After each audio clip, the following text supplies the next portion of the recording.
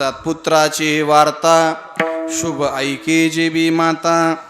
इथं प्रत्येक बसलेला व्यक्ती तो एक आईचा मुलगा आहे, आईचा मुलगा आहे. आणि जगतामध्ये सर्वात श्रेष्ठ प्रेम करणारं पात्र म्हणजे ती आपली आई आहे. आईवरती मला जास्त बोलायचं नाही, पण ऐका, आई सगळ्यात जास्त प्रेम करते, सगळ्यात निस्वार्थी प्रेम आपलं फक्त आईचं आहे, आईचं आहे. म्हणून आईशी कळवळ्याची जाती करी लाभावी न प्रीती. संतांना सुद्धा उपमा दिली की आईप्रमाणे जे आपल्यावरती प्रेम करतात संत, म्हणून आई सर्वात श्रेष्ठ आहे, आई सर्वात श्रेष्ठ आहे. पण आज जगाचा विचार केला, पण त्या आईबद्दल सगळे तिरस्कार करतात महाराज.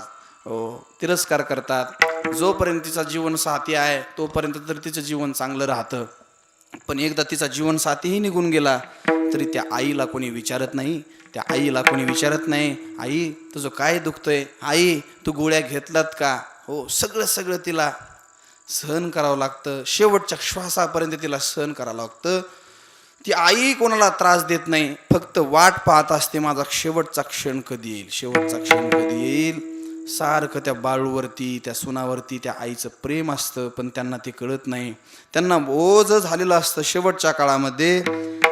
त्या बाळूला प्रेमाचा त्या अर्थ कळत नाही, पण ज्यावेळेस ती आई त्याच्या जीवनातून निघून जाते, त्याला ठेचा लागतात ना, त्यावेळेस तो रडतो महाराज, रडतो. आणि एकच म्हणतो, मग काय म्हणतो, कुठं गेली माझी आई, मला करमत नाही.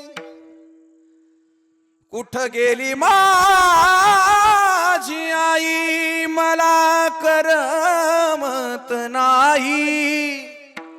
ये ना ग आई, मला झोप येत नाही. ये ना ग आई, मला झोप येत नाही.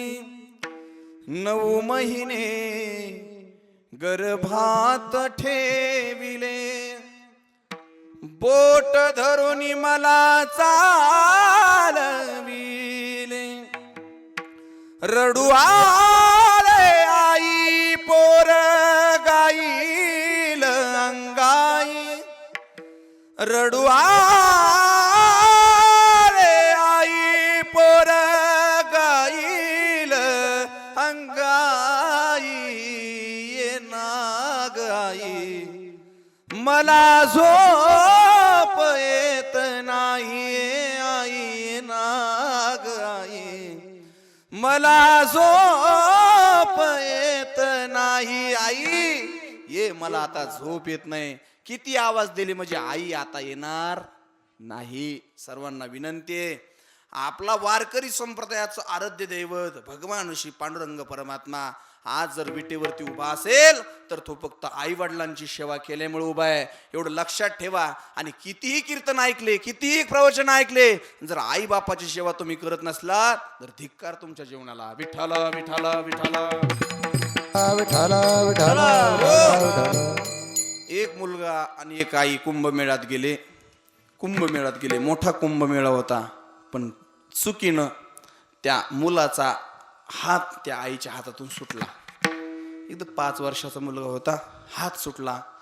गावातली बरेचशी मंडळी सुद्धा सोबत होती. हात सुटला आणि तो कुंभमेळ्यात मुलगा हरवला. 2 दिवस झाले तो मुलगा सापडला नाही. ऐका, ज्या आई सोबत तिच्या मैत्रिणी होत्या त्या म्हणाच्या, अरे बाई सापडल, तू 2 घास जेवण कर, 2 घास जेवण कर, अरे पाणी तरी पी, तो सापडल. मला सांगा, कोणती आई आहे की ती जेवण करेल? ती पाणी पिईल? नाही महाराज, पाणी पिणार नाही, जेवण करणार नाही. सारखा तिला ध्यास करूचा लागेल मुलाचा. माझा मुलगा कुठे, असंच मुलगा कुठे सारखं त्याचं चिंतन सुरू असताना तिच्या कानावरती शब्द पडतात, ऐका, या गावाचा असा रंगाचा 5 वर्षाचा मुलगा इथं सापडलाय. किती आनंद होईल तिला महाराज, किती आनंद होईल. समोरच बाटली असती पाण्याची, गटा पाणी पिऊन घेते, धावत जाते आणि मुलाला आलिंगन देते. तुकोबाराय म्हणतात, पुत्राची वार्ता शुभ ऐके जेवी माता. देवा, ज्याप्रमाणे आपल्या पुत्राच्या युगामध्ये त्या मानतेचं मन रंगलंय तसं माझं मन रंगावं तैसे राहो माझे मन तैसे राहो माझे मन तैसे राहो माझे मन तैसे राहो माझे मन गाता एकता हरी गुण गाता एकता हरी गुण गाता एकता हरी गुण गाता एकता हरी गुण गाता ऐकता हरी गुण गाता ऐकता हरी गुण तुकोबाराय म्हणतात तसं माझं मन परमार्थामध्ये राहिलं पाहिजे.